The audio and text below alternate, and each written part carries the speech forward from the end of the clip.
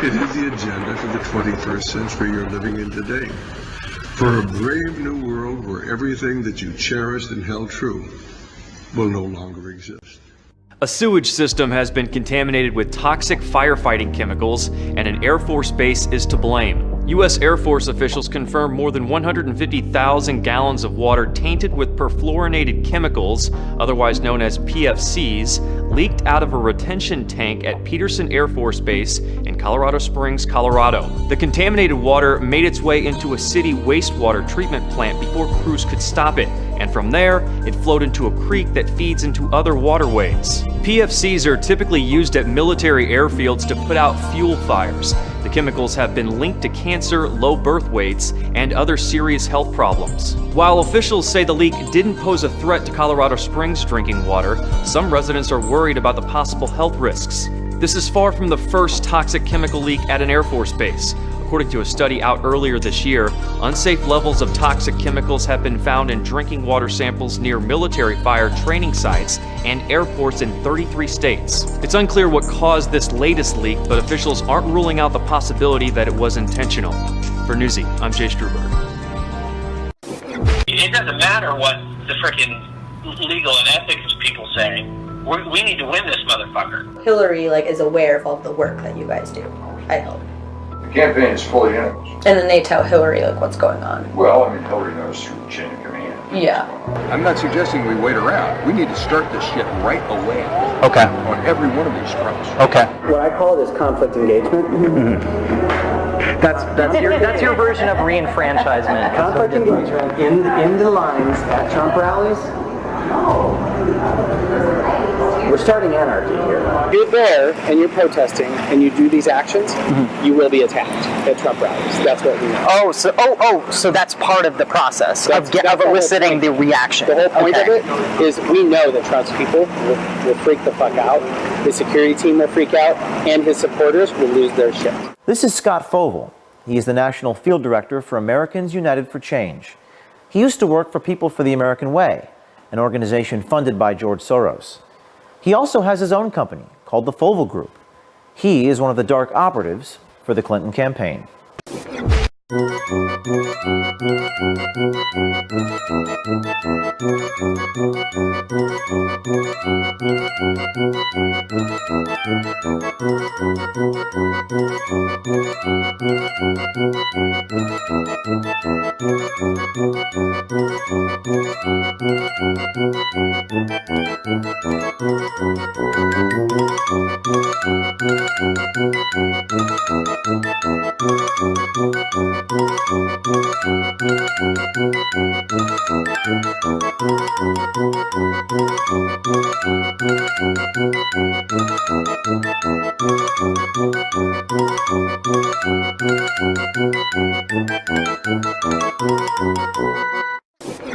There is no serious person out there who would suggest somehow that you could even rig America's elections. I'd advise Mr. Trump to stop whining and go try to make his case to get votes. And if he got the most votes, then it would be my expectation of Hillary Clinton to offer a gracious concession speech and pledge to work with him in order to make sure that the American people benefit from an effective government. If I'm elected president, I will push for a constitutional amendment to impose term limits on all members of Congress. They've been talking about that for years. Decades of failure in Washington and decades of special interest dealing must and will come to an end. Sometimes he argues that the polling centers are rigged. And then some of his surrogates argue, no, that's not what he's talking about the media rigging it toward Hillary Clinton. Well, so what is it? It's both. First of all, 96% of donations by the media in this cycle has been to Hillary Clinton. 96%. Second of all, just last week, the coverage of the two negative stories, the false accusations versus Donald Trump versus the WikiLeaks and the FOIA information by Hillary Clinton, 23 to 1. 23 times coverage of Mr. Trump's negative stories versus Hillary Clinton's. Now, on the polling, on the voting, I was on the McCain campaign in 2008. Right here in the state of Nevada, most of the Dallas Cowboys offensive line and the starting lineup really was registered to vote here fraudulently. Look through Pennsylvania, Colorado, where dead people supposedly voted. Virginia, and just the fire, well, they can't vote because they're dead. And then, hold on, Joe. And then in North Carolina, you just had the firebombing right now of the GOP headquarters. That's voter intimidation.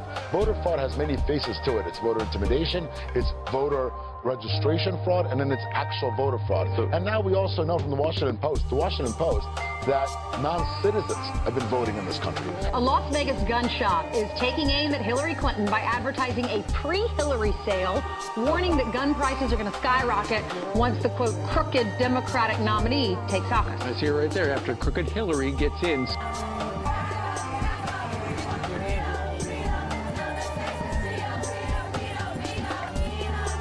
Trump is bigger than just one person. The people who are supporting him need to know that their behavior is unacceptable and that what they're doing is racism, it's not white nationalism, and it's terrifying. Denver 7, look at this. A Denver woman removes a political sign someone stuck in her front yard. Well, it was back the very next day with a death threat. Another violent attack at a GOP headquarters, this time 2 bricks hurled through windows at county GOP offices in Indiana where Trump signs were on display. This just days after a Republican Party headquarters in North Carolina was targeted by a firebomb. Now Vice Presidential candidate Mike Pence has a clear message. I can't help but feel that had this been the other way around, had it been an attack in this county on the other political parties' county headquarters, that the level of national media coverage and the discussion would be significantly different. They want you to give up, folks. They want you to say to hell with it. It's fixed, it's rigged, and it is. But they want you to just say to hell with it, I'm not going to participate. That's what they're hoping for. It's not going to work. It is not going to work. Stay strong. Find new voters. Get them to the polls. Like I said, and I'll continue to say, it is pitchfork and torches time in America. One of the reasons you're seeing all these whistleblowers come forward, whether it's the diplomatic security service that worked for Mrs. Clinton, the Secret Service, or the FBI in relation to her email case, is a lot of these people on the inside that still talk to me and are sources for me have told me that they really see this woman as a very unique threat to our republic. They do. And that omerta that we need to keep quiet for the sake of keeping quiet is now gone. The veil of it's gone. And this story about an agent being used to assist with Clinton Foundation server issues, security issues, which is totally against the rules for the Secret Service. I'm pretty confident I know who the agent is totally unsurprising to me, and I'll bet there's a lot more there that's not being said. I'm reasonably confident of that as well, based on some stories I've heard about what actually happened over there.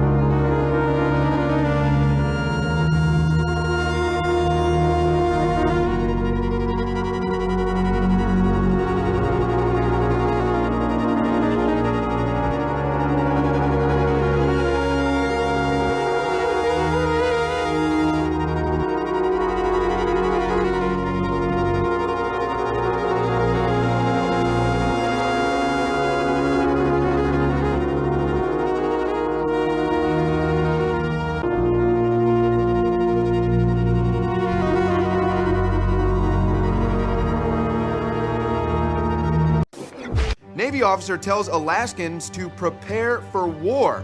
An unnamed former Navy official has warned the residents of Alaska to prepare for an invasion in the event of war between the United States and Russia. Mr. Trump's continued flattery of Mr. Putin and the degree to which he appears to model many of his policies and approaches to politics on Mr. Putin is unprecedented in American politics. She led the way in Libya. She's trying to start an air war with Russia over Syria, which means if Hillary gets elected, we're kind of going to war with Russia, folks. A nuclear-armed power, while we have 2,000 nuclear weapons on hair trigger alert. The United Nations says up to 1 million people are likely to try and escape Mosul. Most, such as these people who've left home with nothing, are going to need humanitarian aid. The UN has praised the announcement that Russian and Syrian air forces have stopped bombing operations in Aleppo, but the organization is still waiting for safety assurances from all sides before going into the city to deliver aid. It's a conflict that has dragged on for years and which appears intractable. The UN says nearly 10,000 people have been killed in Ukraine since fighting began nearly 3 years ago. Tension between pro-Russian separatists and Ukrainian government forces remains high. Some analysts think the role of Russia is integral to the problem, but also to the solution.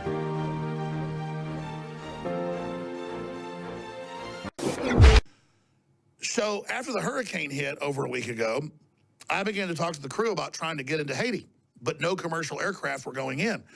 And then out of the blue, Gary Haven, a billionaire, patriot, friend of the show, called me about a week ago and he said, you know, I fly aid missions in every week. And I've been doing it since the earthquake hit 5 years ago. And he said, would you like to come on your crew? And I said, absolutely. We were just trying to get a crew in there. I hadn't thought of you. And Gary got them into the country for 5 days. And I've been watching since they got back last night, hours of this footage. And it's so staggering. It's so haunting that I don't even feel worthy to try to bring this info out, try to help these people. I mean, they've got footage of people dying. The UN there letting children die and not even fly them 30 minutes to the capital of Haiti. I've got private planes coming in with food that basically the UN takes control of. I have got footage of the public almost rioting when they hear the name Bill Clinton or Hillary Clinton, because they know they represented Haiti for several years and took the money from good Americans and others that gave it. We are going through hours of footage. I've got Gary Haven, the pilot, on tomorrow with our crew that was there, Joe Biggs and Michael Zimmerman. Here is just a few clips of what's coming up. Just to grasp the true horror of this and the loss of humanity and 10,000 people dying of cholera and other diseases because the UN used the water supply that was set up as a latrine to crap in. Attention needs to be drawn to the disaster that we've seen in Haiti and the fact that the Clintons and the UN and other globalist opportunists only made things much worse while posing as a bunch of saviors and getting rich off of it.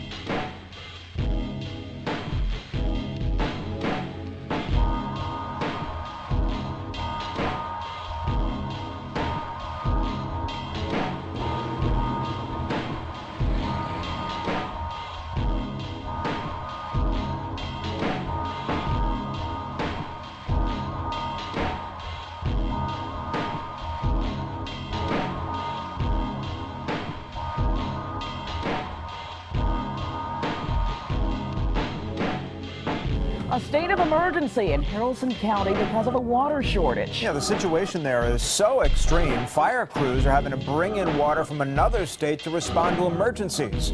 The problem is the Tallapoosa River. It's the water source for the county's 30,000 residents. The water levels are so low that it's created a dangerous situation. This is the Tallapoosa River. Now, you might think I'm just standing along the river, but I'm not. Typically, this river flows right over this patch of gravel. That should show you how low the water levels are and the desperate times we're in. Typhoon Sarika made landfall in South China's Hainan province Tuesday morning. It made landfall in the city of Wenning, packing maximum winds of 162 kilometers an hour at its eye. The storm carried a mixture of water and sand, breaking windows and uprooting trees along its way. In some areas, waves were as high as 6 meters. Hainan was put on red alert by the Weather Bureau, and hundreds of fishermen and construction workers were evacuated to safe shelters. But traffic police officers have been working around the clock in the rain to keep the roads safe and clear. Tourist sites are closed and classes have been suspended in 8 counties of the province.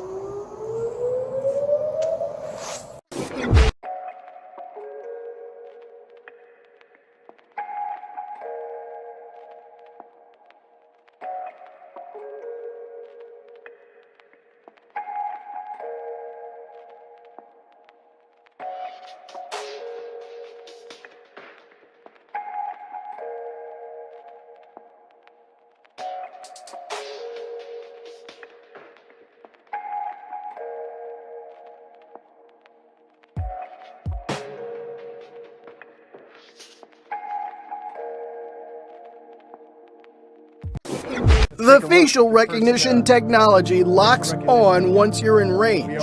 It's putting the green box around us and then displaying our names. Benji Hutchinson works for NEC, a company that sells the software. So there are cameras like this on the streets. There are. Cameras equipped with the software can match a person's face to others in a database. It could have helped after the Boston Marathon bombing. Investigators there had to sift through 120,000 photos and nearly 13,000 videos before identifying Dzhokhar Tsarnaev. It would have led to the suspect sooner? Absolutely, it would have dramatically decreased the lead time. We could have gotten the match in seconds. In Baltimore, the police department used facial recognition during the 2015 riots to identify looting suspects, but it has raised privacy concerns. Alvaro Bedoya is an author of a Georgetown Law School study on facial recognition. It found 26 police departments use the technology, and 16 states allow the FBI to tap into their systems. Photos are culled from social media images, driver's licenses, and government IDs. The report argues the biometric network primarily includes law-abiding Americans.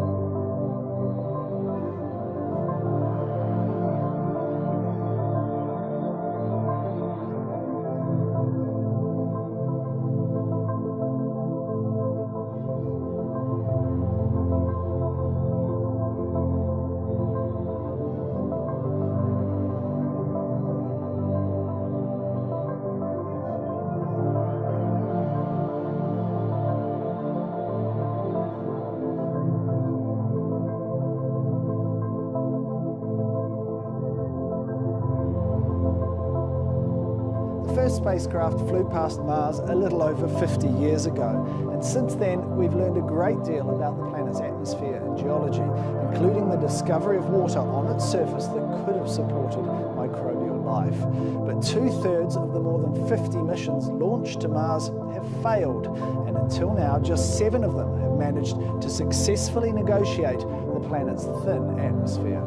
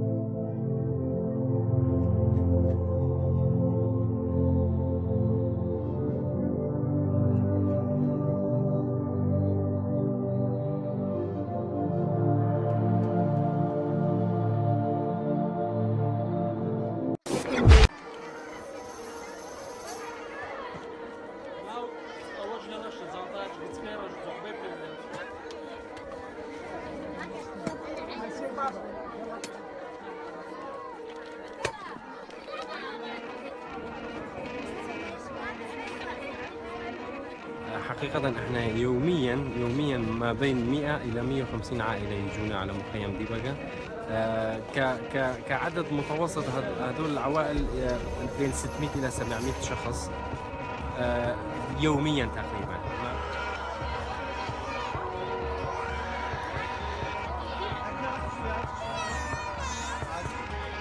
Violent scene outside the U.S. Embassy in Manila. A police van rammed into a group of protesters who had turned violent while demanding U.S. forces leave the Philippines. Nearly a dozen people have been injured.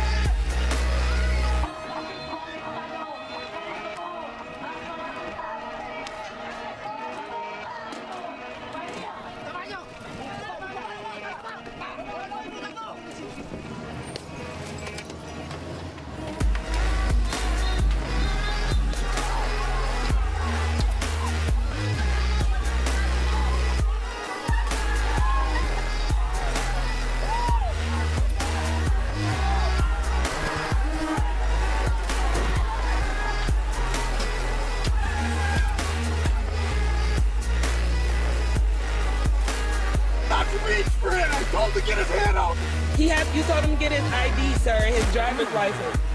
Oh my God, please don't tell me he's dead. Lando Castillo was gunned down in his car on July 6, 2016. America stood by and watched it live on Facebook. Castillo was just a new victim in another state, killed by a different officer on a different day. His death just adds to the compilation of similar scenarios playing out over and over again in this country. Each case having the same impact and leaving many to question why lethal force was used. Last night in Chicago, 12 people shot, including a 13-year-old boy. 12! That brings the total number of Americans shot in the Windy City this year alone to 3,476. Chicago is more dangerous than Kabul, Afghanistan. This morning, a frightening scene at a San Francisco high school. 4 students shot as classes were letting out, and Adrian Banker has the search for the suspects this morning.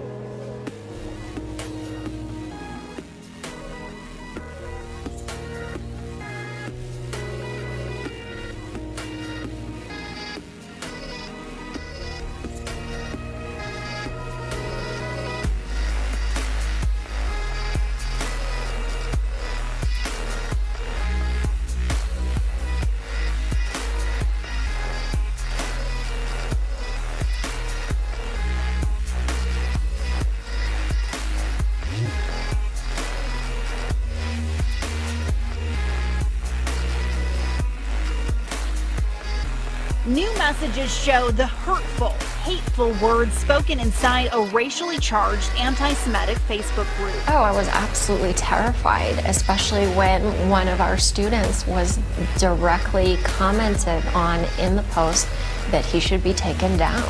The group included 5 students at Boulder Prep High School and is linked to a recent suicide. The school wants to turn that into a teachable moment while addressing mental health and hateful speech. Our teens are exposed to so much stress and struggle right now that that type of impact on their mental health is turning into really unfortunate behaviors. For 3-4 months, they've been saying the Russians are hacking our elections. They're to protect our elections, which are sacred. We want to turn it over to DHS, to the genius who's given us one terrorist attack after another and has done nothing to stop it. He still has his job, right? So he wants to now make sure our elections are safe. Russians are hacking. Follow the bouncing ball. No proof. If Trump wins, which is highly likely, by the way, which we can talk about in a minute or two or another time. Trump wins, government declares, oh, we have evidence that the Russians hacked it. He's a friend of Putin. The election is null and void.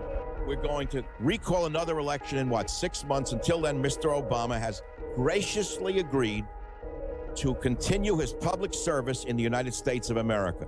Thank you very much. We're not taking any questions. Goodbye.